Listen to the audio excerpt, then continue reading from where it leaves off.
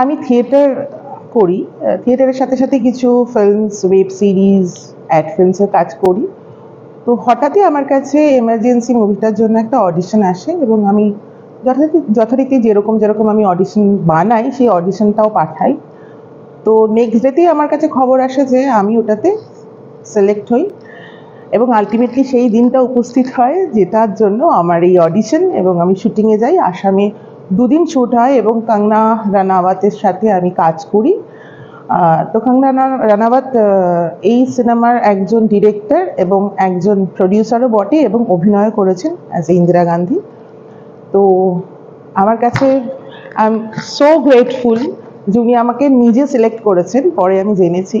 এবং as a director আমার অসাধারণ অভিজ্ঞতা ওনার সাথে, এবং as a actor, actor Kangana ম্যামের অ্যাক্টার হিসেবেও আমার অসাধারণ অভিজ্ঞতা।